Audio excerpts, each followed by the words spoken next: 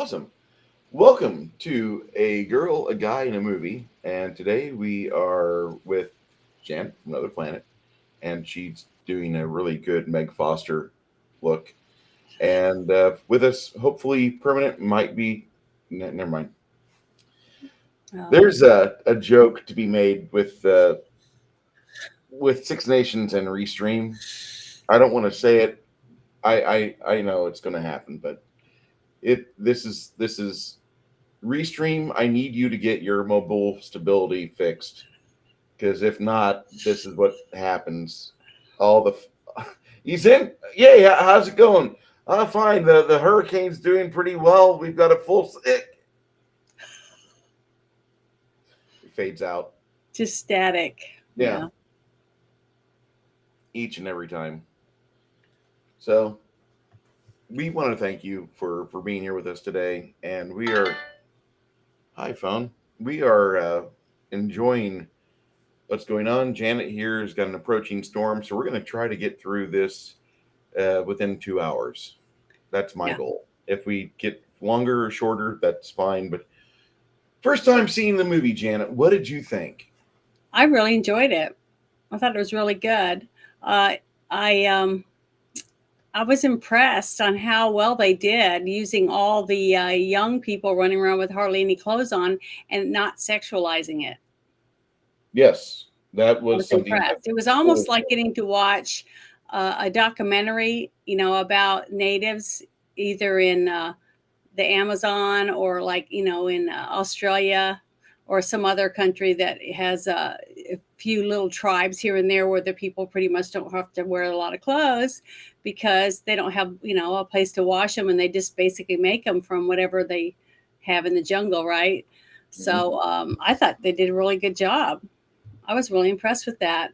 And when I researched a little bit, the it was really cool to find out the young woman they got to play Tomei's girlfriend and then wife at the time was chosen because she could also speak English. So, but Yeah, she was adorable, and I thought there was a cute little couple.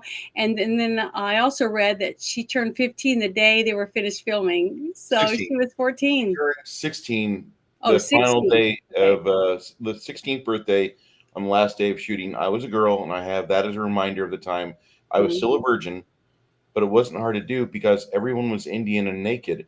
It wasn't great, but it was good to be uninhibited, she said. Mhm. So I was And impressed with that. I thought it was very well done. I mean, very tasteful.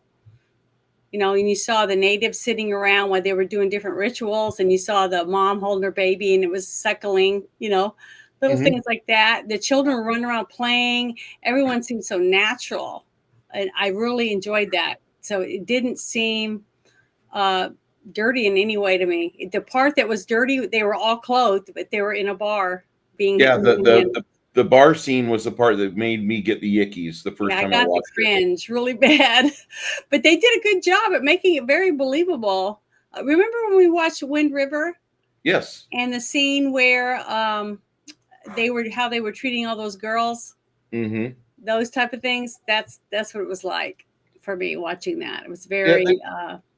See, it disproves that just because you don't have clothes on does not mean you're in a sexual position. You know what I mean? correct. This movie had a lot. I was involved with.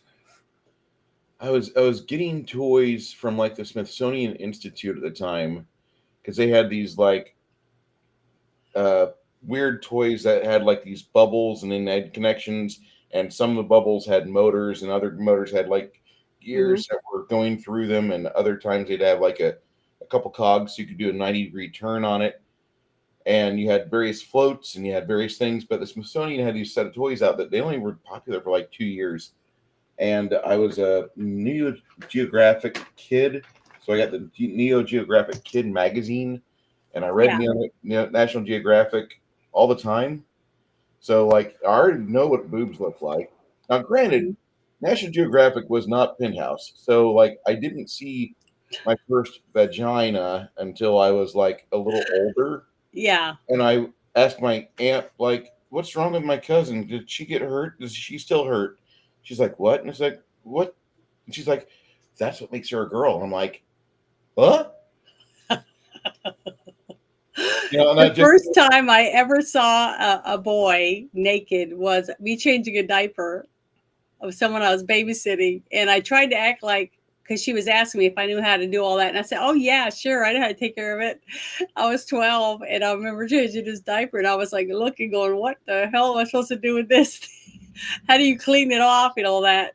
But it's interesting because nowadays kids pretty much know what everything looks like before they're even in second grade. hey, Crafty, how you doing? So, you know what I mean? Yeah. But I did. I was very impressed at the very tame nature of the whole thing and the innocent quality of the young man that was the director's son. I was very impressed with him. He was so he had that doe-eyed look on his face of an awe of the world around him. He was really, really good. I was very impressed. I was so impressed with this movie that when I saw it, I was just maybe 5 years younger than John Borman's son, Charlie. Mm-hmm. But I asked my dad, I'm like, I don't know if this guy's ever seen a parking garage before, because he just looks at everything like he's got these big wide eyes, like I've never seen this before. Mm-hmm. Hey, the Crafting Gamer, how you doing, sir? Soy Base Jeremy. Yo. Yeah. This is an R-rated film. It's got a lot of woman parts dancing around above the waist. Yeah, a lot of nudity in it. And I don't think that was just when did this movie come out? 85. Okay. I don't think that was the only reason why it was rated R. I think it had a lot to do with the actual killings. Yeah, the violence is what made it rated R. You see lots of he'd take a finger and stick it in the hole of that one person who's digging around trying to figure out what the hell happened.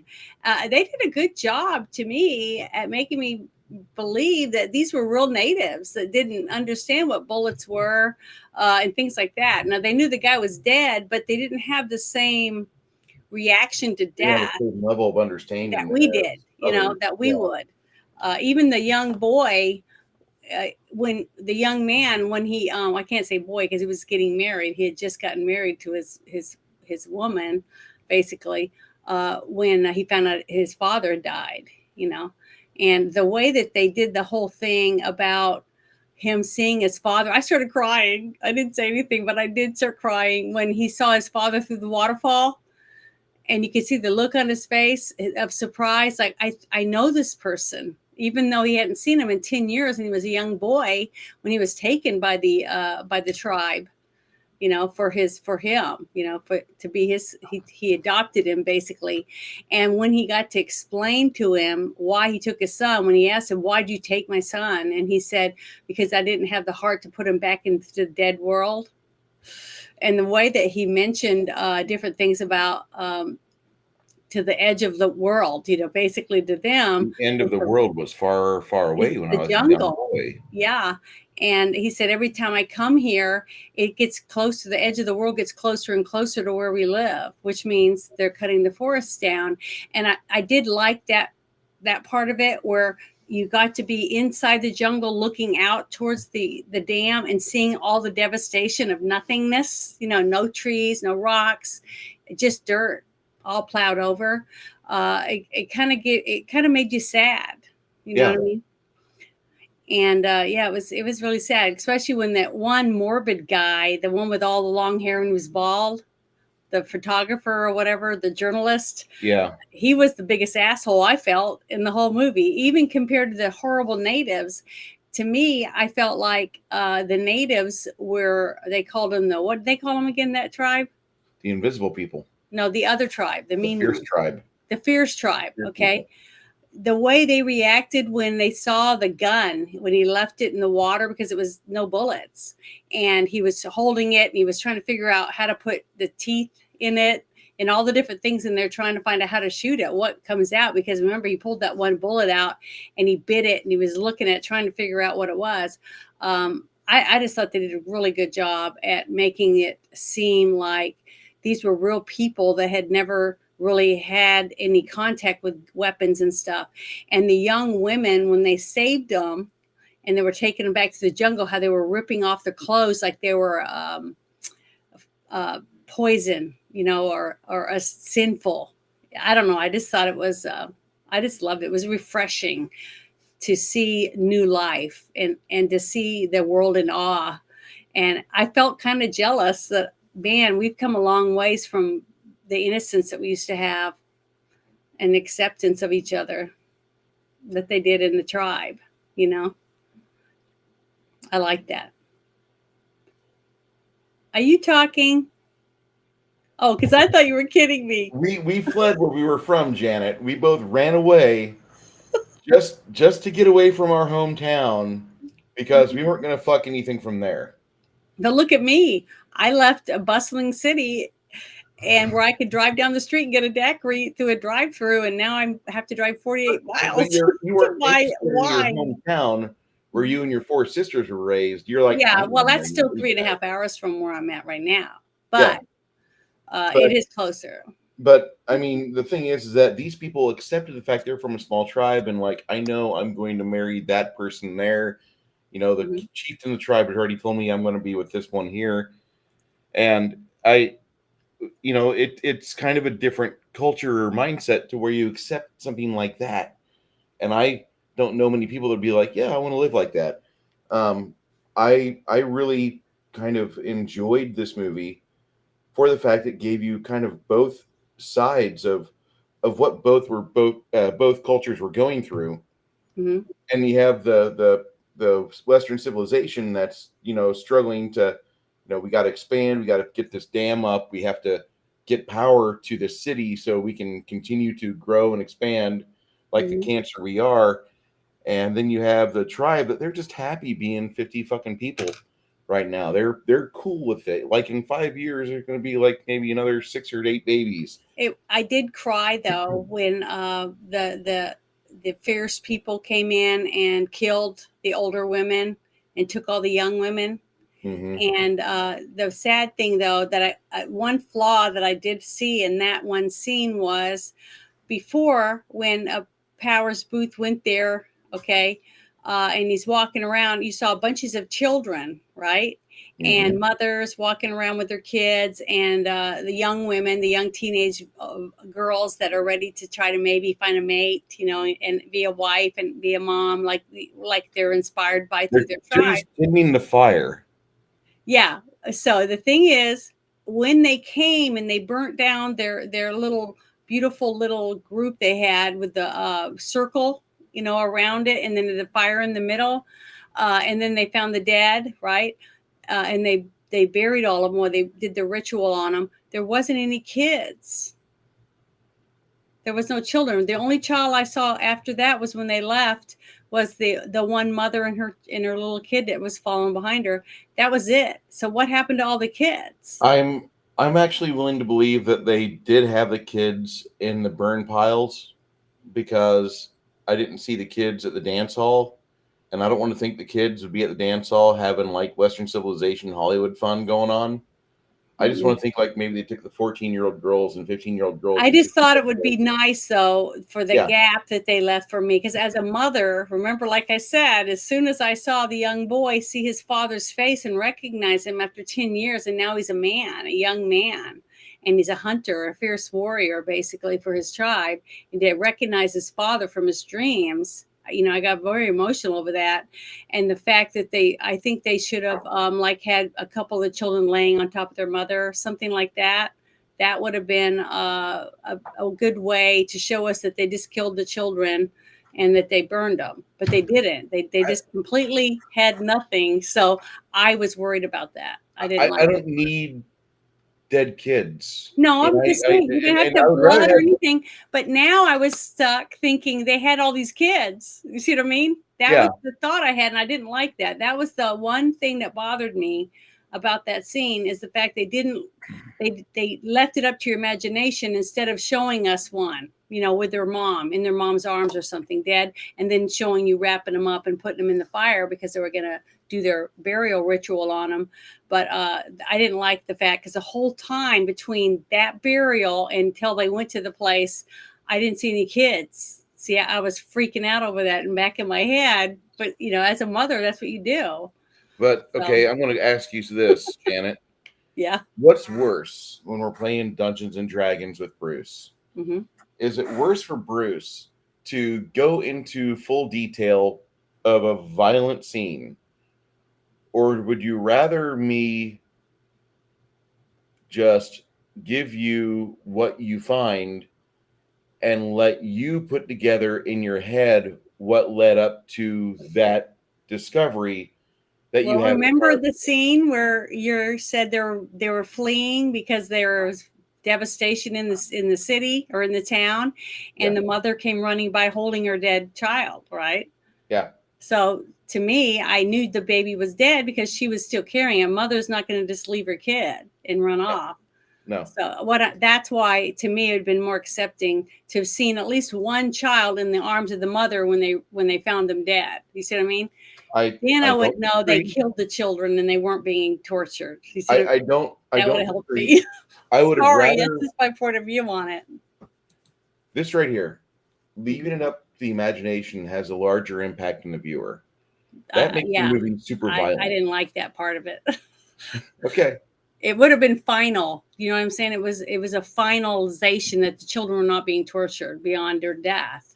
I would have been a bit easier for that. But that whole time I'm waiting to see a child and I never did do it. So I don't know if they're locked in back rooms or what. It was, to me, that was just too much. But there was a lot of violence, like when the one guy that was running down the hallway, the bad guy, and the woman came screaming out of the room and he just shot her in the head. And she fell in the hallway, stuff like that. So it was very violent, and that is why I really believe that it had a rated R, because I really don't think it was just because of the girls' boobs. They were all built. They almost looked like the same girl over and over again because they were all young, young, 14, 13, 15 years old girls, and native girls basically. And they were wearing their necklaces and their flowers in their hair and their little serapes around them, and the men too. The men were covered up, so their private area, that part, except for their butt cheeks, you could see them. But to me, that wasn't that bad either, because when you go to the beach, Cocoa Beach, Florida, you're going to see way more skin Yeah, than you want to been see on men and women. I've been accosted at Ocala, Florida, with more skin than what I saw in this movie, and this movie had full breast exposure. And I was pretty okay with that because it's just a normal part of the body. And I'm not saying I'm for all women to be topless at all times, because some women require bras. Gravity, you bastard. But that was another thing I liked about it. The naturalness of it was the fact that you didn't see any overweight natives. Of course not. Yeah, and I remember when I was a little kid getting to go through lots of documentaries with my father and my mom every so often, but she wasn't really into that stuff. I never saw fat people in any of those things because they're natives. They're not eating candy and chocolate and cheeseburgers and all those get rid of things, and soda pop and ice my cream. snack tray. Yeah, they're eating just whatever they can catch, at home, fish and plants and stuff, that berries or whatever they get. So that was one thing I really liked about it. And I remember as a kid, my mom was always saying you have to clean your plate before you get dessert, because she wanted us to eat our vegetable and our meats and stuff before we ate the sweet stuff. And you don't see that anymore. You know what I mean? You hardly hear anybody say that to kids. They get their lunch and the first thing they eat is their dessert. So, and all the soda pop, I'm just surprised all the time when I see so many people drinking so much soda pop. All that stuff, the naturalness of the way it flowed. And you know what? I was waiting for him to find these people so that he could get revenge against them for stealing his child.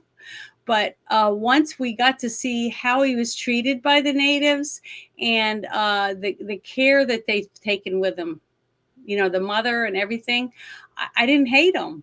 I didn't hate any of the natives for them taking them. I thought it was still sad and wrong that they did it, but I didn't hate them for it. I come to understand why they thought they, in their ways of thinking, because they're not in society like us. They had their own world, basically. It was almost They like get to see he what our fell world from the does to us. sky, to them. I mean, they get to see exactly what our world does to us. And when we come over there with our McDonald's and our Burger Kings and we're building a fucking dam where they used to Mhm. hunt deer and used to maybe grow like a certain group of fucking mushrooms. And Mhm. now here we are, we're going to put fucking high fructose syrup and everything. And you think I'm fat? Wait till you got 3 generations down from me where like there's all my fat fucking relatives that I fucking birthed because I put my Mhm. dick in a fucking microwave that continuously makes fatter kids than me. Yeah. And that's what we fucking have as a culture because we can't have normal food. We can't have food that's truly organic, or organic food is still treated with fucking chemicals. Mhm. And it makes our kids fucking retarded, their eyes crossed. They're gonna you got RFK talking about pulling the fluoride out of the drinking water of America, and like every lobbyist from dentists to various health idiocy is going, "Oh my God, how dare you take away fluoride?" And so RFK just pulls the list down of things that happen when you have too much fluoride in your body, and Yep. what that list is. But you know what? I honestly feel that the time is now that more and more parents, after the whole thing with COVID and a lot of parents pulling their children out of schools and doing homeschooling, their diet did change. Because when mommy was making it, or grandma, or aunt, or dad, they were a little more caring about whether they were eating a piece of pizza every single day, or just chicken McNuggets with no vegetables, or nothing, that type of thing. I think more care went into their diet. So for that 2 years, basically, I think the kids got healthier and probably even smarter. One study I was reading about, it was a documentary. They were saying that when people go to certain colleges, the higher ones for higher learning, that they're very selective. And if it says on the paperwork for the person submitting it that they were homeschooled, that they're at the top of the list. That's interesting if you think about it, because that means that there was a little more care involved in the actual learning part of it, and not just getting a check mark on a piece of paper to get them graduated. Because we're having kids that graduate from high school now that can't read or write, they can't do math, they don't know anything about the history of the world, because basically the teachers are just passing them to get them out of class, to get them out of there, and that's sad. Remember, what president was it? I remember it was on the news. There was a president that tried to make it where the teachers were tested every year. Was that Bush? I think Bush. Well, and then everyone threw a fit over it, saying that was wrong to force the teachers to take tests. I'm like, well, if they're teaching our kids, shouldn't they have to pass the test themselves? Yeah. Well, I wish they do stuff like that. And I hopefully, if we get a new administration in there, we'll start seeing some changes like that, where they start focusing on our children learning something and being able to take care of themselves when they graduate from high school. They can get a job, or they know how to cook, and they know how to sew or do things for themselves. We got kids graduate that don't know how to do a single thing. They can't cook it, make a sandwich, or they seem helpless because they're so used to Uber Eats and all that's on mom and dad's dime. So, mom and dad won't be around forever. Someone's going to take care of them. But that was the whole concept of this story to me, was to take us out of the city and put us into the jungles and see the innocent quality of the people in there, even though people call them savages because they live in the jungle. But the fact is, everything I saw them do in this movie, at least, was treat everything with respect. They treated the jungle with respect. They treated the animals. They only shot and killed what they needed to take back to feed their people, things like that. And they weren't leaving, devastation in their wake. I just thought it was very respectful, the whole thing. I thought the movie fucking is such a winning perspective on how we can appreciate where humanity has been and how it can go and how it can evolve into a society that does not trample on the environment around it, but it applies smart design techniques into its culture. And while I really do want more hydroelectric, Mhm. uh, I don't think we need it there. We've got plenty of places elsewhere in the world that they would like to have running water. They would like to have broadband internet. Mhm. Um, I know that a lot of people would be like, Bruce, you're an idiot. Do you realize how much power you can make from the Amazon River? I know I'm an idiot. I You know don't have to this tell me though. that, but Just think about it. go The ahead. river they have there is enough to make a nuclear power plant run. They don't have Yeah, to cut down the they don't trees. have to do. They don't have to do hydroelectric. They've got nuclear. They could do. There's lots of other things they could do, and not cut down the forest to put down all these wind turbines Fuck that those. kills birds and everything else, or acres and acres of land to put solar panels on that kill anything that touches it because it's so hot, and nothing grows underneath it either. So nuclear power right there to me is the smart thing. I mean, look at it. They're doing it in Dubai and all these places. They're figuring out ways to make power, and man, they're leaps and bounds ahead of us in lots of areas. And there's things they could do and not cut down the forests. The forests are the cheap, easy way of taking care of business. Same thing like that they're mining for, what is it, lithium in Lithium and Africa and cobalt. stuff, and using children to help mine it, stuff like Yeah. that. There's so many other good things that we could do to help the environment while also helping people. See, but the greedy people don't want to spend any of their money. They just want to take the money from the people and take it from the environment and not have to worry about that. And then they don't have to suffer the effects that they're leaving in their wake like the people do, because they're taking those people's stuff. That And was one of the things I liked about this movie, them showing you what they were doing when they said about the fierce ones were coming to their tribe where they live now, simply because now they see why, because they'd cut down their forest. Their whole forest was gone where they'd put this dam up, and that's where the fierce ones used to live. So it's just like the animals. The animals have to leave. They have to go someplace else because their home has been taken away. So they have to go downriver some, and they keep moving downriver and downriver until they're all crowded up in a little ball at the bottom, right?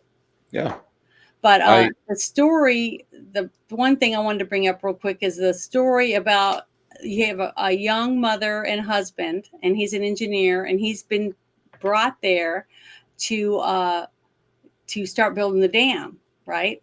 And they Mhm. have a son and a daughter, and they're very young. I mean, they look maybe what, 6 or 7. yeah, about 5 or 6. Yeah, so the little sister looked a little younger than him, and the dad and mom are out there looking around the jungle, and they're looking about, because the wife is there, so the husband she can see what the husband's going to be doing and what his job is and all that. And they live in a huge high-rise apartment building, in the city, and she's just a mom. She's just trying to take care of her kids, and then she's taking care of the daughter, and the dad takes the son, and they're running around the woods looking around, because the young boy said he saw people in the woods, and then the mom thought he made it up because he wanted his dad to play with him. But when the dad goes in the woods with him, he says, well, come on, let's go back and find mom. And that's when he realized his son's missing. Okay, because these people were able to stand right there in the woods right behind you, and you wouldn't even see him because of the camouflage makeup and everything they were wearing. So that's how his son disappeared. And then for 10 years, he was searching for his son, having different groups of people. When he had a chance to go out and go farther and try to find out about the tribe, that they left that one arrow in the tree with their paintings on the end of the arrow.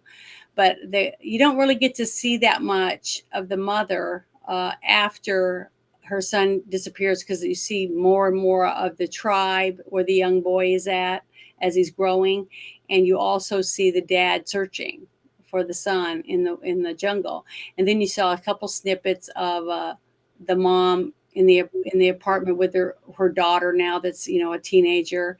And the scene though, when he finds the son, and he wants the son to go back with him, but the son says, no, this is my home now, because now he's becoming a man, and he's in love, and he wants to be with his wife. And so it's very heart-wrenching as a mom or as a parent to see that, and to understand that all children, just like you and I, we grew up and we wanted to spread our wings and start our own lives, And once we get out there and realize how hard it is, you want to go back home, but it's never the same. You can never go back to the way it was when you lived there before. You can go visit, but it's never the same.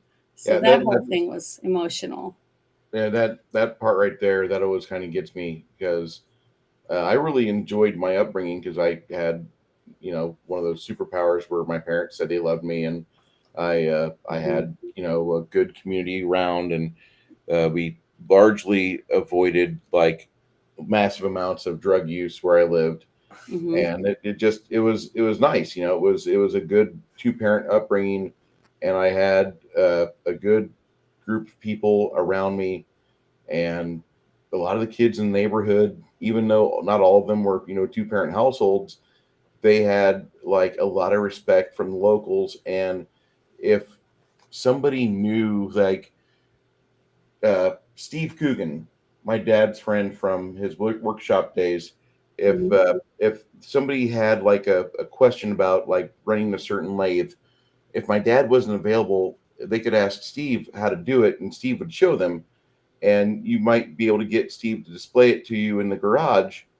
And it wasn't like, dad and father and son time, but like having an older guy show you something and give you mentorship, there's still like a little twinge of like, hey, this person gives a shit about you, and they care for you enough to show you the right way to do things. And hopefully this is the only time I have to show you this. And from here you just explore and work on this and do this craft and this practice, and the muscle memory will build, and you'll eventually be a really, really good artisan on your craft. Mhm. And so there was that. And my dad, he has in the little town of where they live, he bought the Shell station next door that for years was empty until this farmer bought it. And we found out that the farmer bought it because there was a giant fucking cherry picker you could use on an international tractor. Mhm. And so he was doing engine rebuilds and pulling out giant freaking just pieces of machinery with that thing. And then because he was not in the best of shape, he died later, not much later. Before I was in my mid 20s, my dad had bought that building, and all of the woodworking stuff he had in the basement, suddenly it starts to migrate next door. So now my dad doesn't have to go like downstairs, down 15 to 20 stairs. Now my dad just has to walk across the driveway, and he's Mhm. got this giant interior of a garage and shell station that he Yeah. can just put his stuff in. And so my dad leveled up when he got that, and he was really happy. And Yeah, I my was really, dad just built a couple of different buildings in the back, and he made them into different shops. So he had one for woodworking, and then one to have his what is it? Not soldering, welding stuff. it's Things just a like that. dad maneuver. Yeah, he was doing all kinds of weird things out there. But yeah, he was always collecting things too. They'd be all, the back wall would be filled up to the ceiling with whatever it is that he wanted to put back there in boxes. So tons of things. But yeah, uh, the character arc for the dad was you could tell. I liked the fact that they didn't get divorced, that they stayed together, because after a tragedy like that of missing a child, it just disappears, that you don't know where it is, if it's alive or not, is causes a lot of people to get divorced. So I was happy to see that for their family. And when the son goes looking, because he's trying to find his other father when the other one had died, was killed by the fierce ones, and he went searching, and he climbed up that whole side of that building because he didn't know how to find him besides that. uh, and he's knocking on the or pounding on the glass door, and the mother sees him, Tommy, through the window. I started crying again. So it was very emotional for me as a mom, to think about losing my child and then having them appear in front of me. What a miracle that would be like. So I just loved it. I thought, oh, that was very heartwarming. the scenes I that they did. I love this movie, and I mean every aspect of this film, from cast to the budget. I mean this the 1980s in film and Hollywood. There's a magical bit for that in cinematic uh, viewing, because you have your low budget movies and then you have your high budget movies. But then there's this wonderful little kind of gray area where you have these really good mid-tier budget films.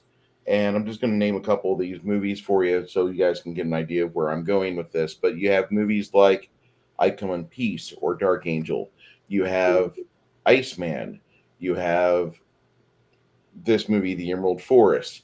You have Cobra. You have all these mid-budget films that aren't like super high budget. They're not like low budget Golan Globulus films for Canon Film Group, which I absolutely adore. All the money to pyrotechnics and stunt work. I Mhm. I love the mid-tier budget movies Mhm. because you get a good blend of everything. They can dole things out the way they need to. And this is such a fantastic movie because it does the sets well. You believe it. The script is proper. Meg Forrester completely sells it as the mom. You completely get it that she is going through pain of a magnitude we don't understand Mhm. because we haven't gone through what she's going through. But you at least can see it on her face and you can empathize with her Mhm. and kind of go, I feel for you Well, the because scene when you see the husband Powers Booth is behind the fence and he's with the journalist, right? And he sees his wife with all the children standing in line, and she's like giving them vitamins or something like that, and they're all standing there, and there's a couple other people helping, and she's wearing a white hat and a white shirt and stuff, like she's volunteering, right? Mhm. To help with all these kids to make sure that they're getting the right food and whatever else, because these are all kids that don't have anywhere to let go. They have no one. And the reporter's smugness, because they made him like the jerk basically of the movie, and he's like, yeah, she's trying to fill in the void of the child she lost or whatever. And then Powers Booth says that she decided to do that because she's volunteering because she's hoping that maybe someday one of the kids will be hers. That type of thing. That was heart wrenching too, for that void that you can never fill. Because once you had a child in your arms, it doesn't matter how big they get; they're still there that you can hug them. But to have a child that just up and disappears and you don't know where they are and you can never hug them again, you can't mourn them, so you can't go to their grave because they don't have a grave. That whole character issue for her, I thought was just I thought it was very, very well done. It wasn't gruesome. They didn't make her nuts, where she just laid in her room and cried all the time. They showed her trying to live her life because she had another child and she had a husband, and she was trying to move on with her life, but also still be a good wife and a good mother, which I liked, because there's so many movies that we have out now that just show total devastation, where they drink or they start doing drugs, they start committing crimes, things like that. So it was nice to see an actual family that stayed together, even though they had such a tragic thing happen to them. You didn't see the new Crow movie, did you? Mm-mm. I Okay. don't really want to see it. No. There's nothing is going to I, be as good as I, the I, original. I didn't plant the idea in Nick Weiser's head, Mhm. but Nick Weiser did my bidding anyway, Mhm. and he went to go see the movie, and then I watched the episode where comics and how all 32 flavors of Nick Weiser's friends were in a panel. Yeah. They're discussing a new Crow movie, and hearing everybody like just wail to God and the gods of like bad celluloid for their punishment they had wrought upon them by bringing the Crow 2024 to a movie house near them, and they Yeah. watched it. They watched it. Mhm.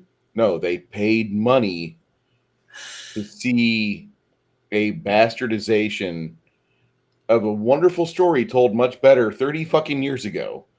Mhm. And because the movie house paid James O'Barr, the creator of The Crow, to get involved with this, he did, and he even talked nice about it, which I don't understand how you could ever talk nice about a retarded child that was cross-eyed and paraplegic.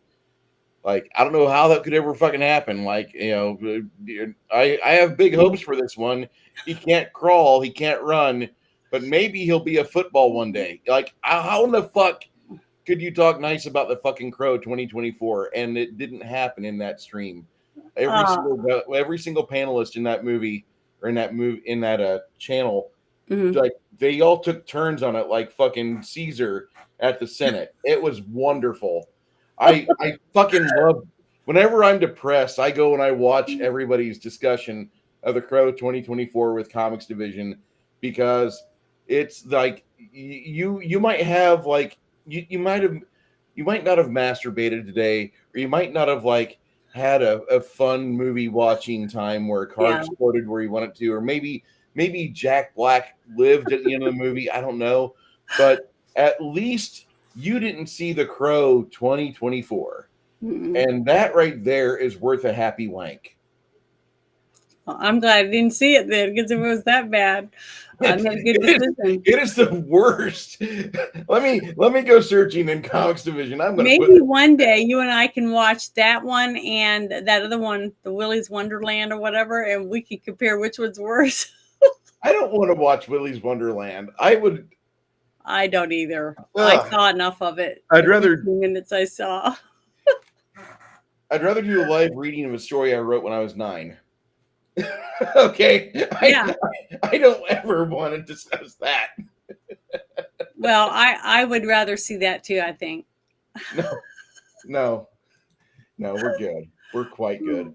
Let me look for this. Comics Division. Yeah, I thought that every person that was involved in this movie, even though I didn't really get to research all that part of it because I didn't really have that much time, the director who used his own son in it, and he was really, really well trained. I mean, he must have been going to acting school and stuff or whatever, because he he just naturally has what it takes to be believable as a young actor, and to be able to speak whatever language they were speaking. Because to me, it sounded a lot like French. It had French and Portuguese notes to it. Yeah, it did. It was a mixture. It was very believable for someone like me that has no idea what language a tribe in the Amazon jungle might speak, So it was very believable to me of them to be able to communicate that way. And the fact that the father was able to speak some of the language too. Remember, because he did a good job at acting like he didn't understand everything they said, which was more believable than understanding every single word, a native might say, you know what I mean? But the fact that he's an engineer building a huge giant project in the Amazon, it seemed feasible that he could speak the language of some of the people, the people that are from there. So, because it's a lot of the people, remember when they're running the bulldozers and all the other equipment, they spoke the language. So I thought that was a really good touch that they added. But the costuming, the way the girl's hair was done, the dramatic makeup that they used, and the elaborate headdress and stuff they made, and it looked like it was made out of real grasses and palm fronds and different things like that, for the costumes of the natives when they were doing the dance, the rituals and things like that. I thought they made it very authentic. Even the sets, like where they lived, in that little round hut that they built and everything, it was very authentic. So whoever they had and hired, like you said, the whole thing was filmed in the Amazon jungle. So they did a very good job at making it look authentic to me, to make me feel like I was actually walking around. And the way they filmed as they were going through the jungle, every scene when they're running through the jungle, it felt very crowded. Like when he was running, trying to search for his son, and there was so many vines and things, he couldn't even get through the jungle. It was so thick. I love that. It made it more intense, and you just wanted him to somehow be able to get through there and find his boy. And very realistic to me. Yeah. It's I don't know. When I first saw this movie 35 years ago. Yeah, Wow, I was like it's amazing that that much time I has was gone by. 12 years old when I saw this on Betamax, Hmm. and I got this movie and Iceman together. Not Marvel Comics Iceman, the real Iceman movie Yeah, with Timothy Hutton. We're watching that next I week. haven't seen it yet either.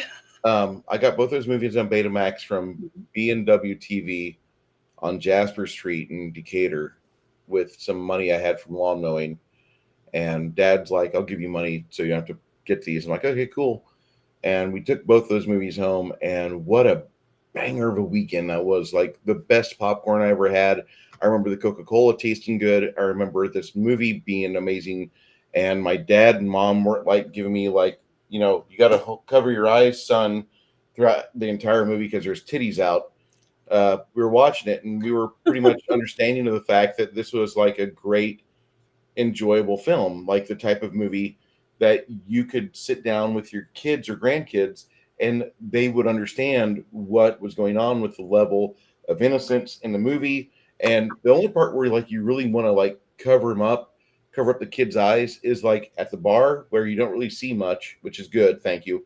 And during some of the violent scenes, Hmm. because some of the violent scenes were pretty violent at the time. Like Hmm. the blood and gore was pretty good. When the chieftain of the Fierce Tribes fingering the hole, I was kind of getting weirded out Yeah, today as I a got grossed 49-year out old over man. it. It seemed very realistic the way Yeah, they. And then when he bit the bullet after it was in that guy's body, I almost started gagging. It made my mouth water. yeah. I was like, that is disgusting. But it was authentic feeling because it was like, a person who's never seen a gun be How would shot you and react? someone that died in front of them, they know they're dead, but they're wondering what killed them. There was no arrow sticking out of them. Yeah, no arrow, no spear. How can So this I little thought that thing was do that? really believable, even though it grossed me out really bad. But it was good. I mean, And this, and the special effects weren't so bad. The only thing that I saw, only one thing that I saw that it pulled me out a little bit was the actual hawk flying through the air for the CGI that they did for that. That was the only thing. It didn't seem that I could tell what wasn't was real. it? That when the hawk was flying through the air, not close up, because you saw the hawk, that Yeah, was good. But when they zoomed they out and you did like saw a it front going against the, projection of the hawk or like a model of it.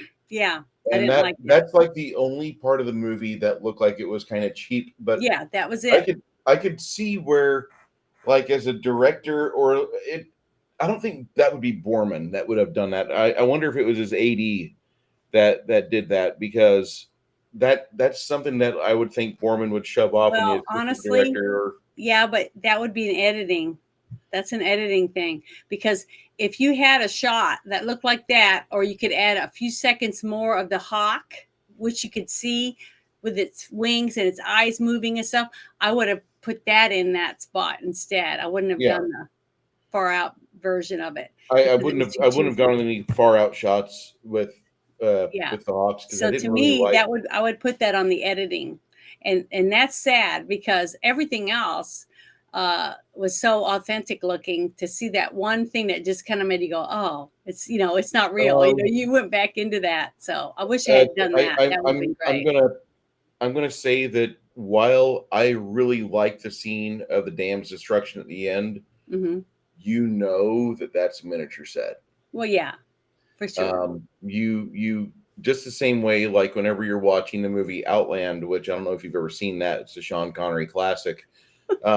When you're watching the exterior shots on the asteroid, you know that is a definite miniature set, and you can Hmm. tell that the people that worked on these, that did the water effects and did all the work with pumping the water onto the set, Hmm. they did a really good job with getting this done. Hmm. But this movie, uh, it was made with only like so much money was allocated to it. Hmm. So it's not like a Lucasfilm ILM showcase of special effects. This movie is more important because the fact of they had $15 million budget and they made 24 million between US and Canada. Hmm. Not That's not including France where it debuted. after Yeah. cans.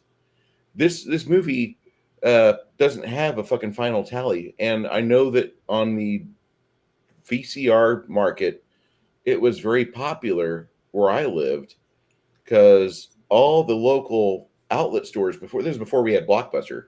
This is Hmm. like 86 when this started happening. We didn't have Blockbuster in Decatur till 92. Um, Hmm. we that was always on the top charts. They would always have like their top 10 video rentals, and this was always part of it because people loved seeing this movie because this is like the type of film that you pop on for. This is like a Father's Day film. Okay, if Hmm. there's ever a movie that like should be in the Father's Day category, Emerald Forest right there, right next to Secondhand Lions, Well, and yeah, because it was the whole movie pretty much was between the son and the dad, mhm, two fathers and a son, yes, basically two different fathers who one who who him and his wife gave birth to the son. They had him for a very small amount of time, and then the other father that took him and raised him into a young man, right? And yes, taught him how to hunt and other things like that, and about respecting nature and all those things. And I just thought it was really, really, really good that the dynamic between the two fathers and how they both were jealous of the other for the time that they were able to have with that boy. You know what I mean? When they yes. weren't They there. they they both exhibited a bit of envy towards each other. Hmm. Because when And the young boy said he called he called father, him father, and he said, "I'm your father." He said, "No, you're my daddy." I just love that. I almost started crying when he yeah, said that because he was a young boy the last time he saw his father. So when he would dream about him, I'm gonna get emotional thinking about it. So I'm gonna stop for a second. It was it's just really special. good. It was very heart wrenching. The dynamics of losing your child, and never seeing it again and looking and searching for it. And he needed that. The dad did, even though he never did find him. But the mother was able to stay home and take care of her daughter and dream about her son, but not get to hold him again. So that scene when she got to hug him, I just thought it was really good. Sorry. You're you're perfectly within your wheelhouse But it on was this. really, really, it was very good. The director was phenomenal This at is this is bringing John the emotion Borman. out in his actors.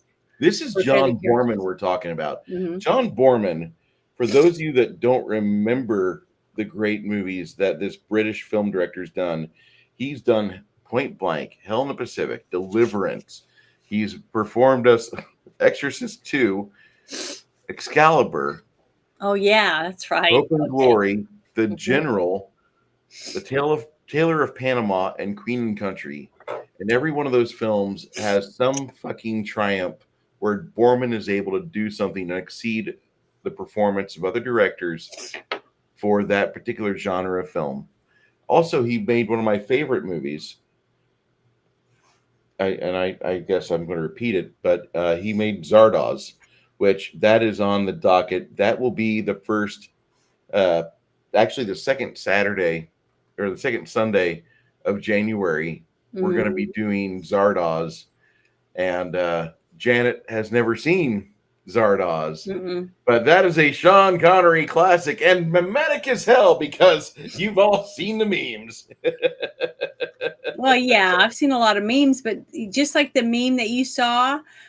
from what was it, the Robert Redford movie? Remember that I wanted you to watch? Oh, that's Uh, Jeremiah Johnson. yeah, Jeremiah Johnson, and you saw that meme later again after we saw it, and he was like, "Now I know where that came from." Yeah, So and that's a there's some perfectly. really good memes out there using some of these older movies, and I think it's wonderful.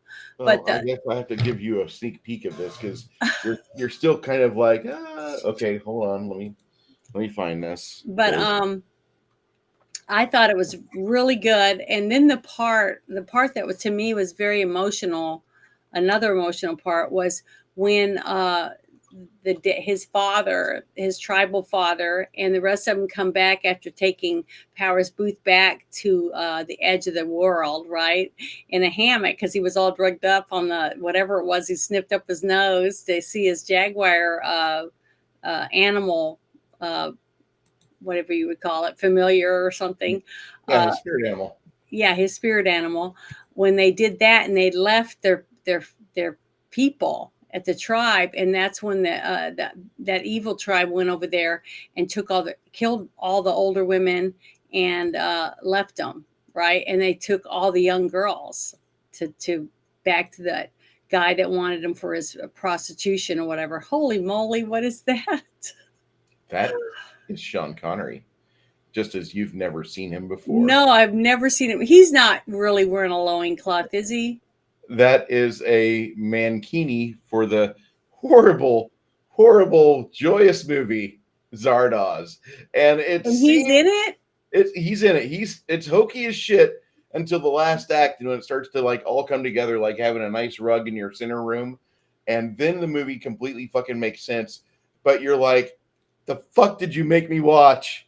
See, that outfit that he's wearing, that's what's so funny about this. It's good that I'm going to get to see a movie where a man is wearing hardly any clothes and boots, because you guys, all the men have full armor and shit, playing DD, Pathfinder, and the women are wearing hardly any clothes, and they're warriors. On. You've got your buckler on to like block one boob.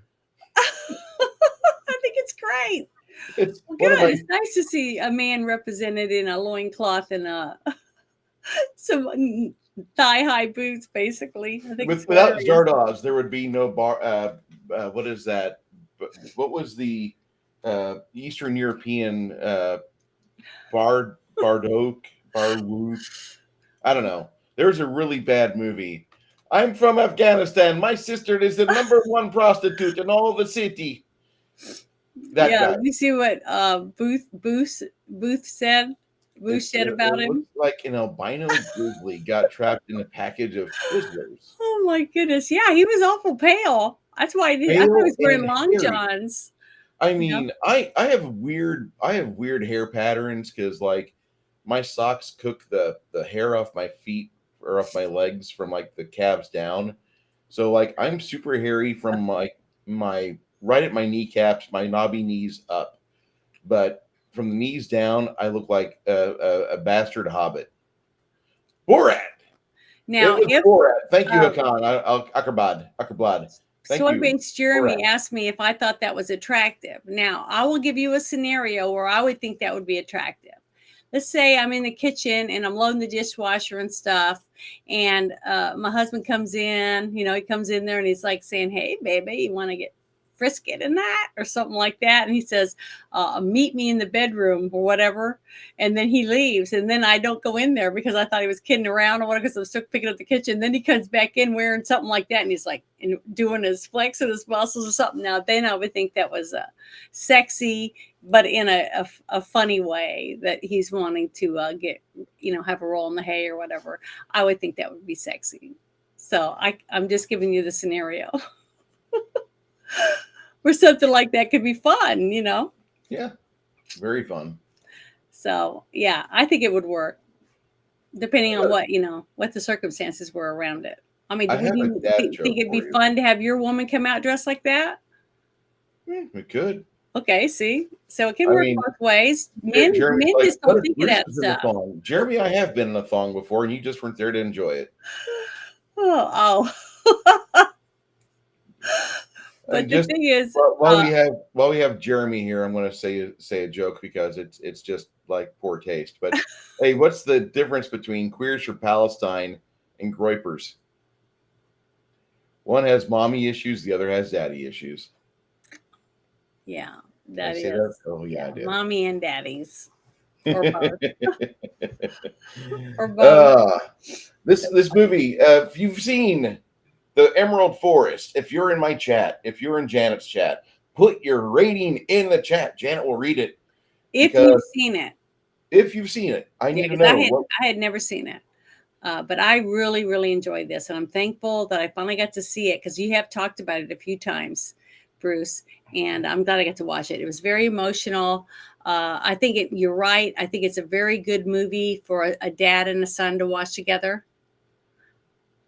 I do. It's a very good bonding movie.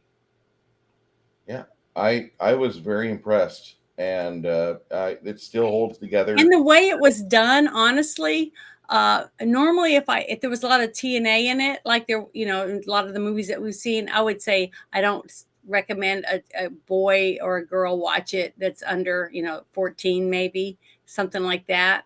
But this one, honestly, the way it was filmed, it was like a documentary that we'd watch on the History Channel with the native girls and stuff. To me, it wasn't tasteless. You know what I mean? It was done very innocently, and nothing that they did between any of the people, except for the only sexual part about it was in the bar, and the part where he wakes up in the hammock and the young girl's asking if he needs release or whatever.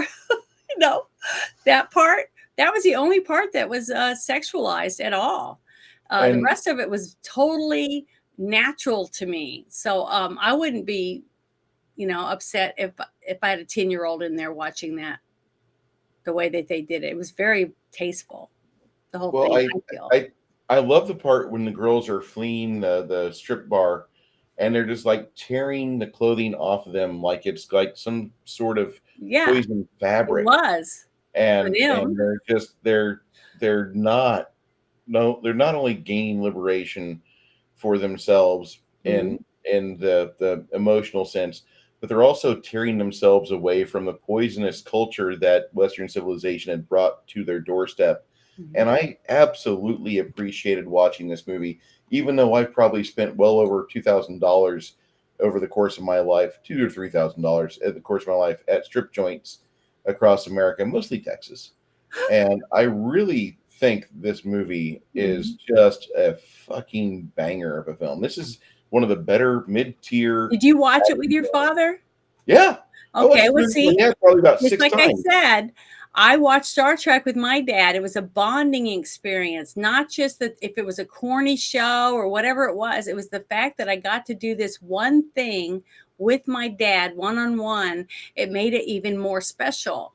And I'll never forget it. And no matter what anyone says or does, it's not going to change the way I view it because of the experience I had while I watched it.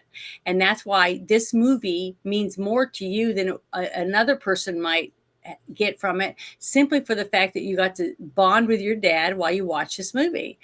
That makes a huge difference. It's I emotion. mean, also keep in mind that my parents were very much willing to get me magazines so I could try to enrich myself. So Hmm. I had access to National Geographic. I had access to Kids National Geographic or World Geographic magazine, I think is what it was Hmm. called. I was a member of certain like little explorer societies. They would mail you magazines and you would get toys every quarter because your parents would buy them for you, and you would be building this monstrosity of a weird mechanism, and you would float it in your bathtub in your friend's 3 foot wading pool because you had that ability to do it. Or if you had the ability to take it on a bike, or better in a car, you could take it to the creek and actually try to float it there until the local bass population decided to wreck your whatever it was. But I forgot the name of the damn toys that Smithsonian Institute was involved with, because they saw what Lego was doing with Lego Technic, and they're like, I want to beat that. And that was kind of neat, but at the same time, their experiment in capitalism really failed. They didn't throw a lot of money behind it, and it was gone fairly quickly afterwards. But I really enjoyed those. And then right around high school, I was working, doing lawn mowing, and I started just funneling all my efforts into putting money into my Commodore 64, i.e., buying Yeah. games, and trying to develop that and get my printer working and buying better printers. Because, like, if you ever saw a matrix printer at work, if you ever heard one, like, your ears, you would be scarred, because if you've Mhm. not heard one before, it's kind of like hearing dial up for the first time. And it was about as bastardizingly ugly as that, and as far as sound is concerned. And I had one of those, and trying to do things with that. It's just, it was a, not a dark time, but it was an early pioneering time. But the technology was limiting, and so as a high schooler, I was wanting to do stuff more and more with my computer and develop publishing, and Geos was really cool. But this movie, I always go back to it when I was in high school because it felt so fun to just think about it for a moment. Like, man, could you imagine being part of that tribe and be like, what are we doing today? Oh, we're going to go out hunting for food like we always do, or we're going to go gather some plants like we do, and then we're going to come home and have sex with our awesomely hot native girls who've never touched regular clothing, and their bodies are about as natural as it comes. And I really like Dira Mays or whatever her name is, the wife for young Tomei.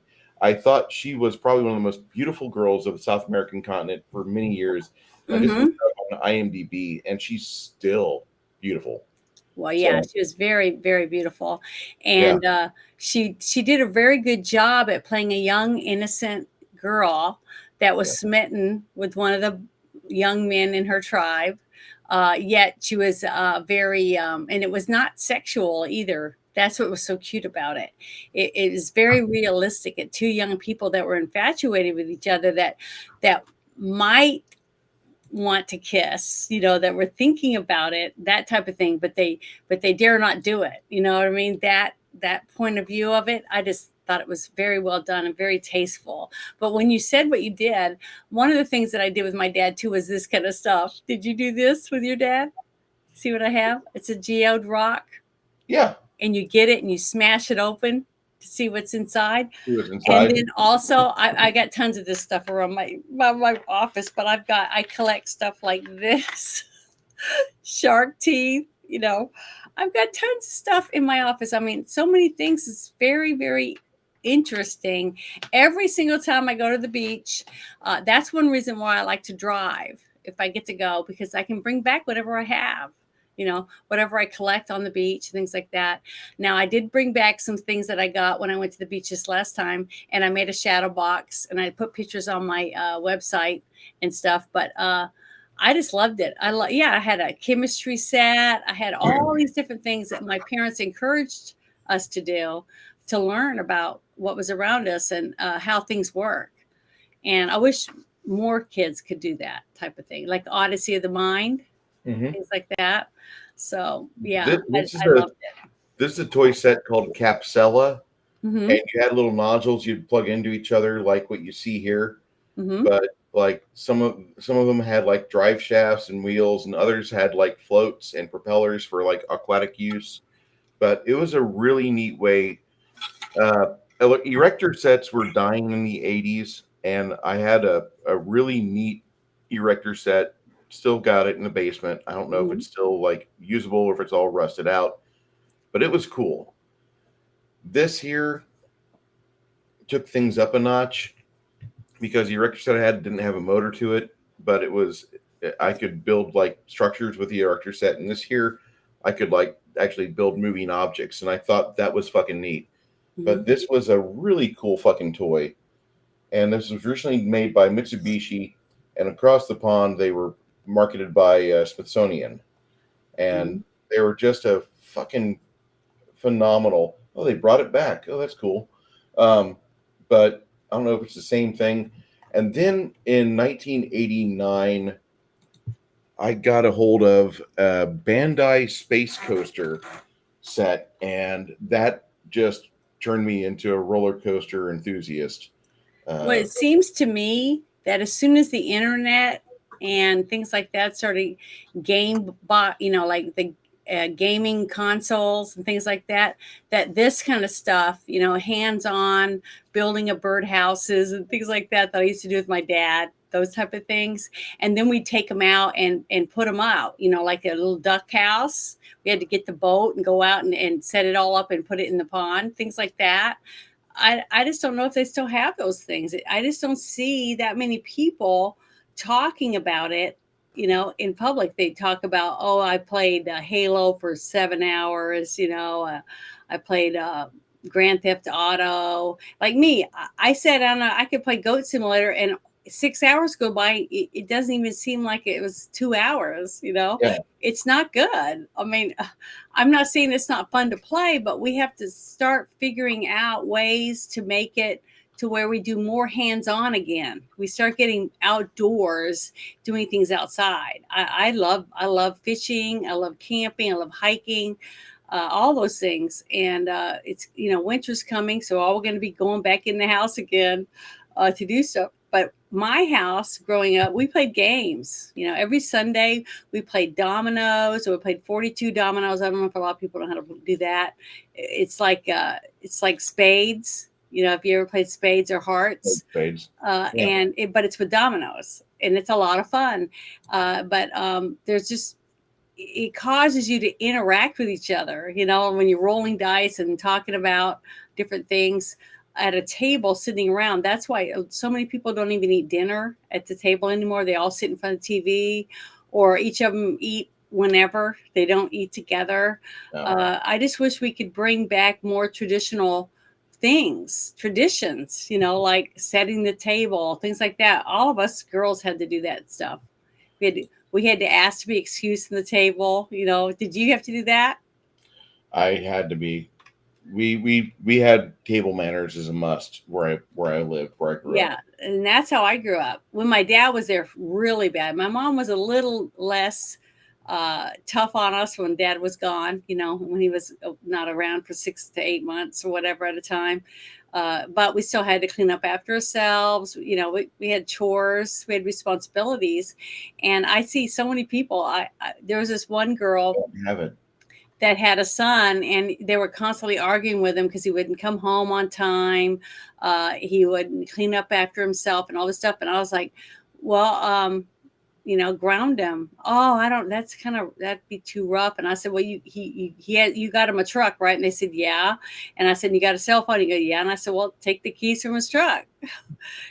Take the stuff away from him and say, this is what life's going to be like. If you're not going to follow our rules, we're not going to give you this stuff.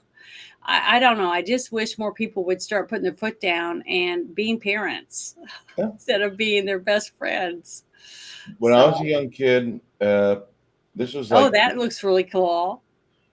I went to the hospital in '89 and I got my appendix taken out over Christmas holiday season. And Oh, then when I came home Christmas Day, and my dad had like been looking for this because I'd told him about it the year before, and I'm like, I'd really like that. I can't find it.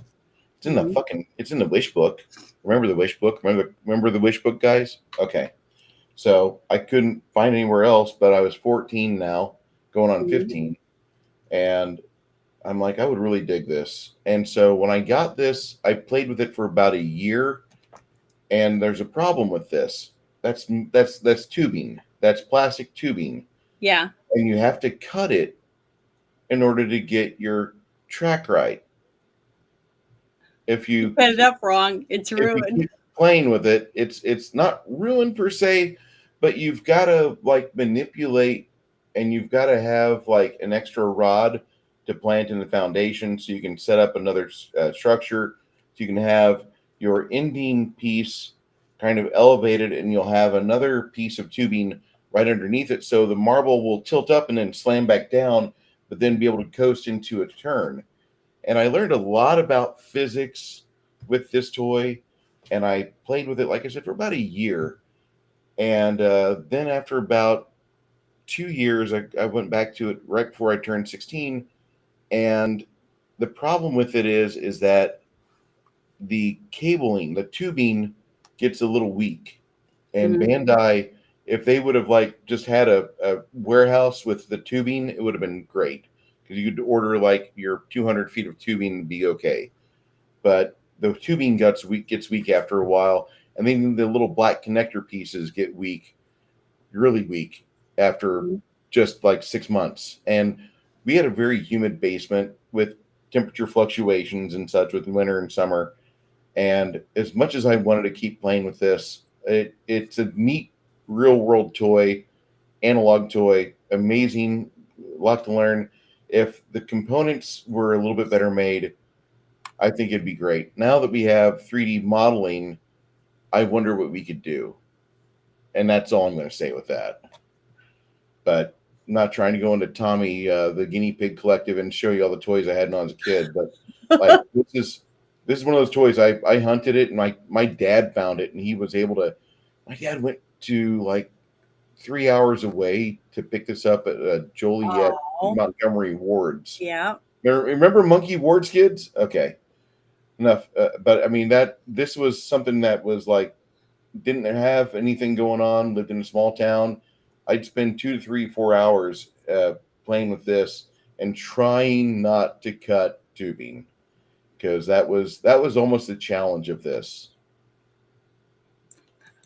Let's go back to our stream we've got. Well, one of the things that I wanted to mention about that I was reading once we were done, I was trying to quickly look up some stuff that was interesting about this movie, was the fact that it didn't win anything. It didn't win any awards. No. I was really surprised about that, but I didn't know what movies it went against. But what I thought was really smart that the director did was he had, I think, 1,000 copies of this movie on VHSs, and he sent them to all the really high people that you would think would be able to put their word in, their 2 cents in to get it nominated for something, for whenever the other awards were. And he made sure that they each got a copy of this movie on VHS. I thought, well, that's really smart. And then they said that now it's like traditional that lots of copies get sent to all these people so that they can see it instead of having to go to the movie theater and watch it. So I thought that was really smart because he was one of the very first people to do that. And there was a festival that they did put in. I think it was Cannes Film Festival. They ended up being the what do you call it? The end of the show night. The big theatrical movie that they're going to watch at the end of the evening. This was the big one at Cannes. Yeah. So that was good. So I'm sure everybody enjoyed the movie because I really, really did. I was really impressed because I didn't know what to think about it because the Emerald Forest doesn't really, it sounded kind of like when I was telling people I was going to watch it, they all said, what is it, like Wizard of Oz type movie? And I was like, I don't know, really. I haven't really looked into it yet, but it wasn't anything like that. This was really, really a good family movie, even though it had a lot of nudity. The nudity is nothing like you would think at all. It's not dirty in any way until they kidnap the girls and take them to that brothel. And it still isn't even that dirty. That's the dirtiest it gets. Keep that in mind. You can still have your grandmother. Anything. The only scene you see with Meg Foster and Powers Booth in bed is she's completely covered up and she's asleep. And he wakes up, and that's when he hears the noise down in the living room, and that's when he goes and he sees his son hitting on the glass door. So you don't even really see anything in that, and even in the brothel, you don't really see much. You don't see anybody actually doing anything. You see that woman getting out of bed and shoving the guy and running out the door, things like that. So it was very clean. This is a John Borman movie. This is a John Borman movie. The only thing you see with this movie is a couple guys getting gunned down, some really good blood squibs for 1985, 1984 when they filmed it. And the scene where he digs that bullet out of his chest. That guy's that's really the worst that it gets. But yeah, I thought that was the worst thing. It's got some really good scenes in it. Janet, what's your rating on this? I'm not seeing anybody discuss their Yeah, rating. I saw one, and it was by Six Nations, and he gave it a between a 70 to a 80 was his score. So mine, I was going to go down the thing, but I can't move the chat like it used to, so you'll have to go down. But for me, I'm giving it a 90 out of 100. Yeah, the very end, it does discuss like the amount of acreage that's lost daily in the Amazon, which probably is a little bit more now. Yeah, and it doesn't really get on a high horse. It doesn't dress up like Steven Seagal in an Indian outfit in the classic bad movie On Deadly Ground, which Janet will watch with me one of these days because we need to watch Michael Caine sit in a chair for the entire movie as a bad guy. Mm-hmm. Okay, well, I haven't seen it. That's a standard Michael Caine bad guy role film, because he will do anything for a mortgage when he was working. And God bless that man for giving us such a wonderful body of work and never once treating a movie like schlock, but giving it the most exquisite Shakespearean treatment that actor could muster. And Hmm. I really thoroughly appreciate Michael Caine. Uh, I really do, and it's just amazing. We have you two who says this movie's 100. Well, I can understand why, especially if it's a man. It's like I said, Yeah, any man that watches this with their son is going to be impacted with this because this is a very good movie for bonding with your yeah, son. This is the whole movie's almost completely about the son with either his father or his daddy. You see what I mean? yeah. So it's bonding between two different dads and the one boy, and one of them is teaching him to be a man, and the other one gets to spend his very early childhood with him before he's taken away from him. Yeah, I'm And the sense of loss that both the men go through over their son, because remember the chief, he said, why would he want to go when he has all of this, basically his kingdom, even though he had nothing? That we would say, a person like you and I that live in a house, have a car, and have computers, all this stuff, would look at what these people have and say, I don't want to live like that. Who wants to go barefoot every day and not take a bath every day and get eaten by bugs and all that? But you're not seeing the true life that they're living, the gentle nature they all have, the openness that they all have.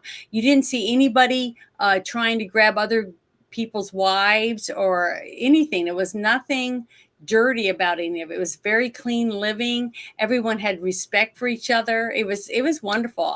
I really wish there really was a way to have a utopian existence like that. But you got to remember, you had the quiet ones, but you also had the what were they called again? The fierce ones. the Fierce Tribe.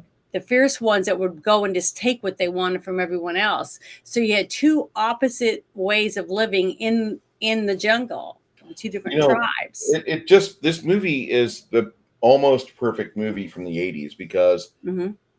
it gives you the action. It has a little bit of romance. It deals in some real world events, and it Hmm. does go into a point or position to where you should be thinking about how you're going to kind of need to use the world next year. Are you going to borrow that acre from nature and utilize it for your farm, or are you going to be able to do things with this over here? Are you going to hew down this habitat for all the animals? What's going to happen to the animals?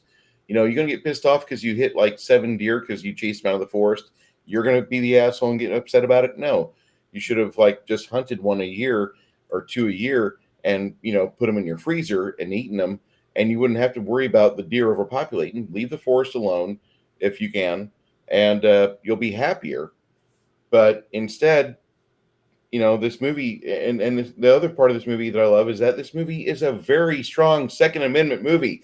It's got the importance of guns in it, the importance of you defending yourself, defending your family. That Hmm. is so fucking great. One of the other things that I really loved about it that was very moving for me, and I got emotional thinking about it, even though I'm not a dad, okay, but I am a mom, and the sadness that I saw in Powers Booth on the fact that he didn't get to teach his son to be a man, that someone else took that from him. You know what I mean? He took him as a young boy, and he spent all those years teaching him how to hunt and how to what to look out for, what would dangers were in the world, things like that. That type of bonding that you get to have with your hands on with your son. That the only I could do that with my child. If I had a boy, I could do that with my son, but I'm not a dad. Okay, there's a difference. I love both my parents, but I have special things that I got to do with my dad that only my dad could do with me, showing me how to to clean a fish, how to bait my hook, different things that my mom could have done, but it wasn't in a dad's way. I don't know. I don't know how to explain it to that any different, but that was the sadness to me, Your where dad's the wheelhouse character was a arc. specific skill set. Yeah, yeah, it definitely is, and it's a different way a man does it than a woman. A woman is very gentle. She doesn't expect you to do it perfectly, but the man, when he does it in a firm manner, but he expects you to listen and do it exactly the way I'm trying to show you how to do it. Very firm and affirming. To be a man, you have to be able to achieve this. I don't know how to explain any different than that, but I love that. I love that about the father that he had in the jungle. You saw him standing there through the leaves, and you saw him loading, taking the dart, putting the cotton swab behind it, the little bit of cotton that he tore off that looked like he got it from the wild, right? And he puts the dart in there, and he puts the cotton behind it, and he's getting ready to put it up to his mouth, but he looks over to get a reassurance from his father. You know what I mean? Just like a young man, the first time I got to shoot my gun, right? When I went squirrel hunting with my dad, I looked at my dad to make sure, am I holding it right? Am I doing it right? Because every child wants to look up at their parent and have their parent be proud of them. You want your dad to say, "Good job, son," and pat you on the shoulder, or your mom saying, "Well done," and clapping for you in the audience while you're playing football. We all want our parents to be proud of us.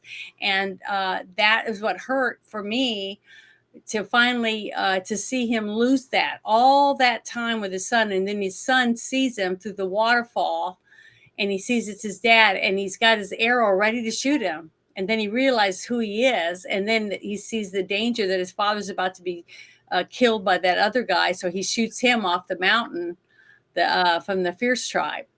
So he made a judgment call right then and became a man, basically, his first kill of a human, to protect someone he loved. And even though he hadn't seen him in over 10 years, I just thought all that was such good emotional character arcs for all the characters, him becoming a man from a young boy, and the father getting to be introduced to his son as a man now, the last thing, and he's looking for him for 10 years in the woods, not having any idea the changes that his son has gone through, until he sees him face to face in that waterfall, under the waterfall. I just loved it. I thought it was so good and so filled with emotion. I don't know how anyone could watch this and not be just not be overwhelmed with feelings for the characters. And every person wants to be able to see a movie and love the characters and want to root for them, right? And everything about the bonding between the two fathers and the son, you root for him, even though he stole his son from him. You still root for him when you get to meet him and find out why he took him, and you see the care and love he gives to the boy as his own child. I don't know. I just really enjoyed that. And I think any dad that sits and watches this with his son is going to be happy they did. I think this is a fantastic movie. If you've not seen it yet, if you haven't been convinced that this is a movie you need to see, mm-hmm. I don't know what to tell you, because English is my first language, and I can't explain it any better than that. This movie for me scores a solid 89%. This is a film that triumphs on a lot of levels. Just a few small bits of special effects mastery would have probably pushed it up and above into the 90s for me. Mm-hmm. But this movie does everything right, and it does nothing wrong. You have a fantastic powerhouse performance from Powers Booth, probably my favorite performance he's ever done. Mm-hmm. Meg Foster looks absolutely stunning as a mom of two good children. She was very motherly. She played a very, she was very hands-on with the kids in the movie, to look like she was a very hands-on mother. And then when she lost her son, and then you see her hands-on with everyone else's kids, trying to make sure they're eating right and things like that, when she volunteered, for the children that were homeless at the homeless place. That to me even helped her character arc even more. It showed that she was more determined than ever to help other children, since she lost her own children. And you get, as a viewer, you get a really powerful sense of what type of powerful perspective that young boy turning into a man will have with both of those excellent father figures in his life, Mhm. albeit his birth father for a little bit less than the tribal father. But you get to see how they help influence him, and he starts making some good decisions. He's not going to make good decisions every day. Mm-mm. And this movie does have a definite endpoint. It's a great film. Mhm. It's a movie where if you want to think, well, I wonder what happened afterwards, the final 2 minutes of the movie goes into that a little bit for you. And you can see that there's if you look on the internet, you'll find out that there was a individual that lost his son in the Amazonian rainforest in 72. And Mhm. he looked for him for 10 years. And whenever he did actually find him, he decided to keep his son in the forest and allow him to continue to be with that tribe. To be the young man he became. Yeah, because the Mhm. son was happier in his newfound home than he would have been when he took him back. Mhm. And it was a Peruvian laborer whose child had been abducted by a local Indian tribe located 16 years later, almost fully assimilated. Pallenberg's agent told Scan, while director John Borman had said he'd read the original LA Times article, in fact, he had not, but simply was working from Pallenberg's screenplay. Mhm. According to Scan, Borman told NPR's All Things Considered that the son was still living with the tribe in 85 and identified the tribe as the Mayoruna. Yet, detailed anthropological studies of that tribe don't mention an adopted outsider, which they probably wouldn't. Once they assimilate him, he's theirs. Well, that just like you said, he called him son. Hmm. That to him, and the mother called him son. And she was sad when he was about to do the ritual to become a man, and he had to do the ants, on him and stuff like that. And the mother was like, "I'm going to lose my son because he's going to die. Now, My young boy is going to die and become a man." yeah, according to the Wikipedia, which it's not always right, but I'm gonna put my faith in it. The additional source for the Emerald Forest is a book, Wizard of the Upper Amazon from 71. It's Mm-hmm. not a biographical account of Manuel Cordova Rios kidnapping when he was teen, working for rubber cutters in the Amazon in the early 1900s. He was taken by a group of native Amazonians to the remote Indian village, and they were fiercely independent and fled into the interior because they refused to live under subservient conditions imposed by rubber barons at the time. Now, Mm-hmm. he was incorporated in the tribe and describes a life similar to the one depicted in the Emerald Forest. So there's at least two situations where tribes just, oh, you're young? Come on, be with us. And we'll teach you everything you'll need to know and thrive. And that seems to be fairly based in fact. I don't have a lot of people telling me, when I was doing research before, that these articles are false. Now, Embassy Pictures was struggling in the year of the release, so in '85 they were having a hard time. It did not receive a traditional for consideration advertising campaign for the '85 Academy Awards. John Mm-hmm. Borman took the initiative to promote the film using, uh, he made VHS copies available for no charge to the Academy members at several LA area video rental stores. And the idea later became ubiquitous during Hollywood's award season. By the 2010s, more than 1 million Oscar screeners were mailed to Academy members every year. Mm-hmm. But because even though Borman had done something new and different, and he was endeavoring to try to reach the eyes he was trying to get in touch with, they Mm-hmm. still ignored this movie. Mm-hmm. And '85 was not a bad movie for films, but it was Mm-hmm. not the banger that '84 was. So Yeah. this movie should have fucking placed somewhere, and it didn't. And that makes me sad because it only made $24 million in the U.S. and Canada, not including what it made overseas in France or You can't Portugal. find out how much it's made total. No, I That's have. kind of weird. I've been looking for that for a week. So this movie, I said it's an 89, and my reasons for not giving it a 90, a full 90, or even 100, are the airborne eagle scenes, Mm-hmm. the miniature set, which is Yeah. fantastic, and I love the miniature set. I love miniatures, Yeah. Me too. but no, you fucking know I love miniatures. I mean, god damn Yeah. it. Bruce, stop playing with a toy box. Quit fucking with your wallet when you go to Reaper's store. Um, I love miniatures, but there's just like, if they could have made that scene a little longer, I would have appreciated that a little more because they had the right amount of pressure to make the water cascade into the dam. The ruins looked good in the accompanying shots afterwards. Mhm. Everything looked great. I just wanted more. I love miniature shots. You can't go wrong with. I'll even watch bad World War II movies where they film it in a bathtub with a fog machine and a little miniature Revell Navy ship. Mhm. Okay, I dig that. That's fun, and I would watch Kirk Douglas movies all day and night if I got a chance to just do that and just watch stupid little miniature shots. I know that sounds crazy, but this movie, if you've not seen it yet, it's on Tubi. Do you like Tubi, kids? Anybody here got a Tubi account? What do you got to do to get a Tubi account? Well, you have to put in your name and email information, and then get Brave as your browser, and now you don't have to worry about ads.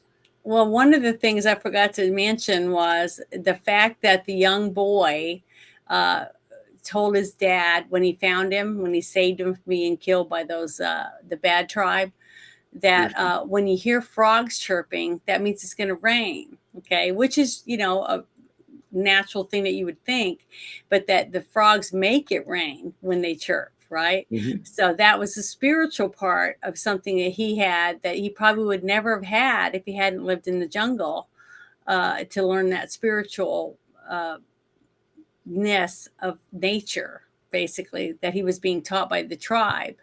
And when his father showed him that when he was rolling around on the ground and making all those grunting noises and stuff right next to the fire, he had reached in and grabbed a hot coal, right?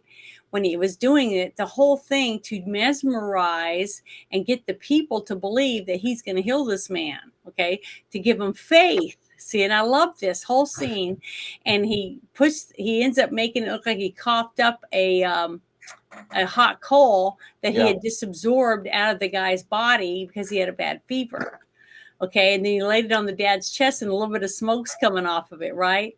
So then later, after the people were like, oh, this is so neat because now he's asleep. Okay. Now he's going to get well. But naturally, you're going to heal when you rest. Okay. So he knew that because of his wisdom of being an elder in the tribe. But then he took his son in confidence, his new young son that was about to be a man, and he showed him basically how he made that stone appear like he had taken it from him. And the boy laughed when he realized that it wasn't real, that it was a whole thing about preparing his son to become the warrior leader of this tribe one day when he's no longer there. That type of thing. So he's handing the torch over to his son in little bits. It's just like teaching him how to drive or different things like that. And I just love that whole thing. I thought that was a really, really good scene.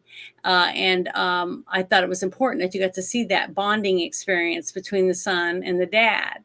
You know what I mean? No one else got to see it. It was simply for his son to know the answer to what he just did and how he did it. So he could use it later on when he needed to inspire his people. But the whole thing at the end, when you see Powers Booth determined to blow up everything he just spent 10 years doing for his company, building that dam, and he gets the dynamite and he's setting everything up. But when he gets up there and he's got it all ready to blow, he doesn't have to because the rain did it for him. Yeah. The frogs were called and they obeyed. So that gave you a little hint of magic, that there is something out there, something mystical, something to believe in, and it made him even believe in it. Okay, he was reinvigorated by his son's newfound ability of faith.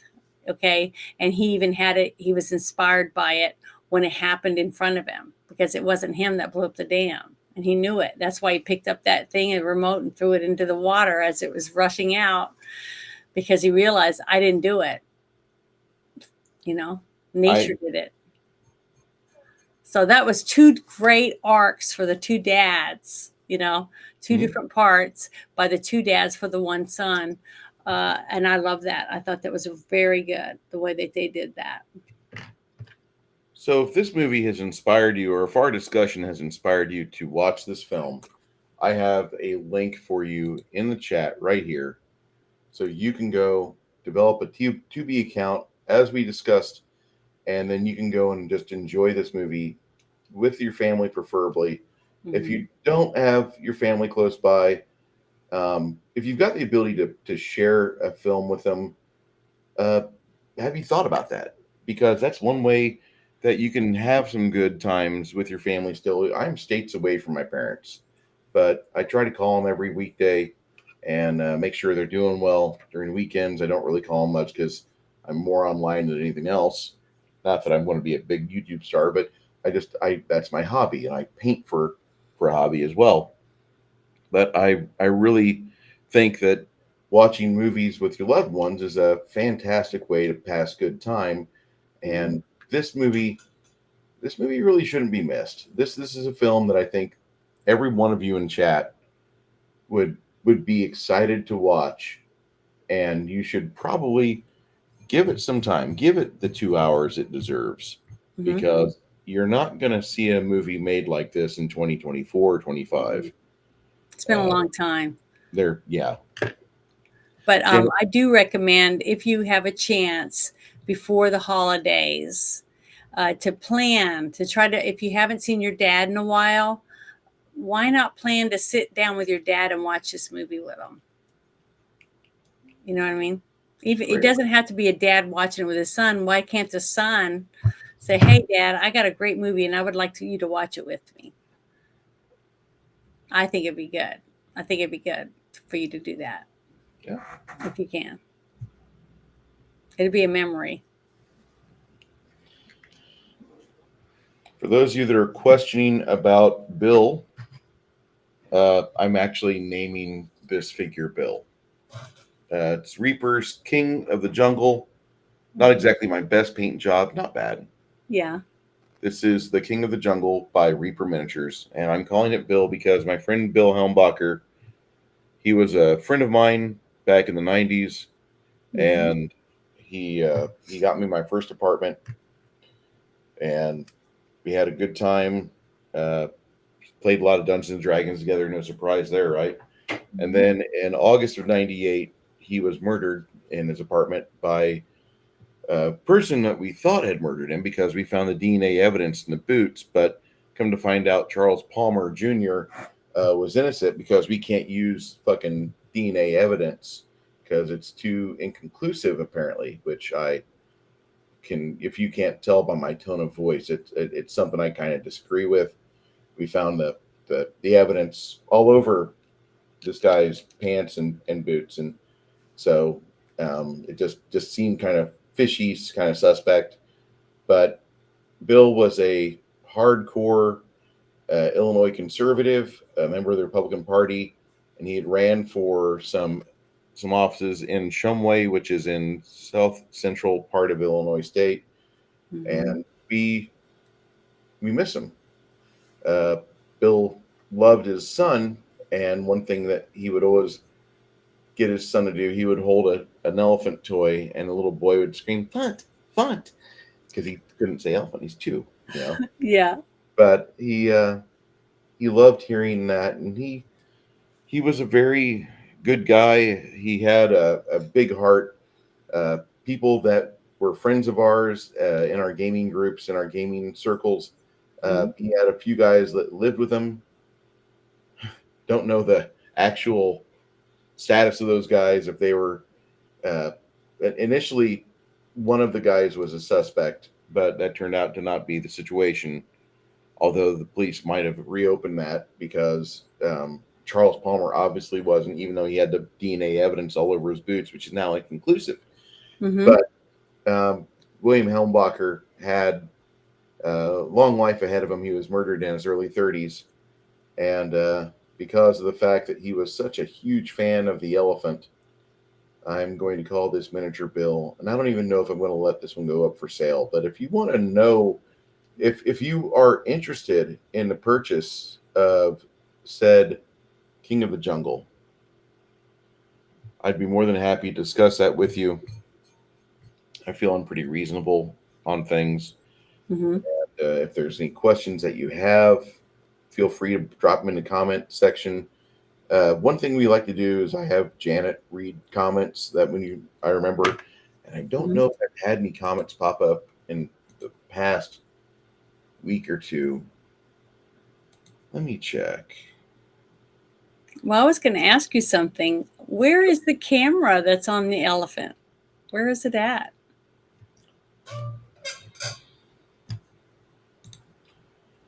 I have. That one's on you. Yep. But where's the camera that's on the elephant in your hand? See that? The screen thing? Oh, yeah. That's it? Yep. Wow. That's really cool because I kept saying, is it clipped to his shirt? I was trying to look for it because I Yep. was like, I don't know where it's at. But that's cool. It's very little. Yeah, it's an IPEVO 4K camera, and I've had it for about 3 years now. It's really Mhm. good. It doesn't have problems like the Logitech cameras I've got in the front room. Mm-hmm. I'm thinking about selling those Logitech cameras because they just like we'll be watching a stream or we'll be filming a stream and they just fucking go blurry on me like out of the blue. Like, Yeah, they go out of focus. yeah, just why did you get blurry? What's the deal? I don't And know. it's It's just man weird. without It is weird. it Maybe they're doesn't get me that. possessed. It I don't know. These Nexago cameras Mm-hmm. I am really impressed with. They're like 30 to 40 bucks. Mm-hmm. And Yeah, it's good quality picture too. It's very clear. yeah, Looks really good. Yeah. I don't have any issue with these. And I want to know like, okay, what do we got to do to make sure you guys don't go out of business? Because I'll be happy.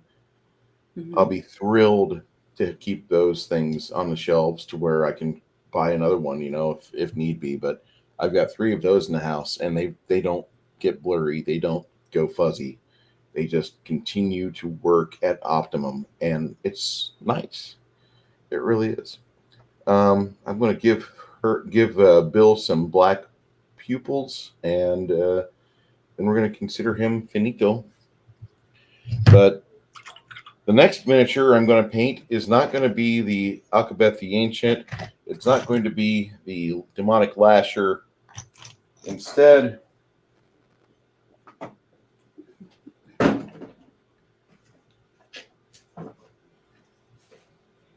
You got it tucked away. no, I have to. Oh, you got to open it. It's big. Oh, you got to put it together first. Yeah. The next figure I'm going to be doing is the Reaper figure, Maljakar. Yeah, that's It's huge. It's time. Mm-hmm. So good. I like the tears in its wings. Oh my god, that figure is so damn cool. Reaper made it years ago, and they made a couple updates to it. They offered a pre-painted version, and I sure as shit am not going to buy that. Yeah. But I will happily buy this one I have. And they had a limited edition version that had like 8 or 12 paints in it, which that would have been nice, but I have enough paints. Yeah, you got a lot of paint. I need to go through these paints and like continue to use them and continue to work them. Mm-hmm. Hey, yeah, I know. I've been saying that too. I'll get an Etsy or something set up. I don't know yet. We'll figure it out, kids. My name is Bruce. Janet, any closing words on? No, not really. I'm looking forward to next week. I'll have the team shit show on Thursday night and then the Friday night shit show. And we'll probably be talking about what happens on Tuesday. And Tuesday night, I'm going to be on Pacific 414. Isn't that what it is? 414. And we're going to be discussing as the results come in through the night. So that's going to be fun. Well, I want everybody to vote. Mm-hmm. Those of you that want to vote for the cackler, I want you to just stay home. Just think about your decision.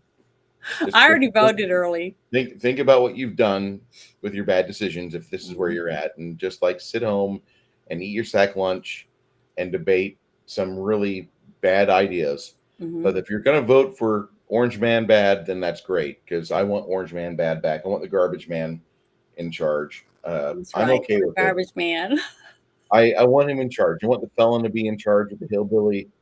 I got too much crap from mainstream media trying to tell me crap and Iowa's lost or whatever. I don't give a shit. I don't listen to them anyway. I'm more apt to listen to 32 Flavors and Nick Weiser and Comics Division on political talk than I am to Fox News. Well, And the thing is, I just want people to remember after we vote and he wins, it's up to us in our states, in our towns, to help Trump be successful by making sure the people that we put in our offices, in our states, in our towns, do their jobs. Hold them accountable so Trump can be successful. Because he had 2 good years, but most of it he still had to write executive orders before COVID came. So because we had too many rhinos that wouldn't back him. We could have had the border wall completely done and a whole bunch of other things, but he just didn't have the backing he needed. Because we for some reason think once we vote someone in, oh well, my job's over. But that's not true. Now he's got a team though. So now he's got a team, and we can all keep rooting for the team, like helping our kids get healthier, taking things out of their diets that they don't need. I like MAHA. I love the idea of MAHA, Make America Healthy Again. Yep, I love Get it. us I off love the all of fucking it. high fructose corn syrup. And no tax on tips. I think that's great. And then no tax on our Social Security since we already paid taxes on it. Overtime. Yeah, no tax on overtime. No tax on overtime would send me into a fucking 5-bedroom mansion. I think all of these things are going to help our country, but we need to help ourselves too.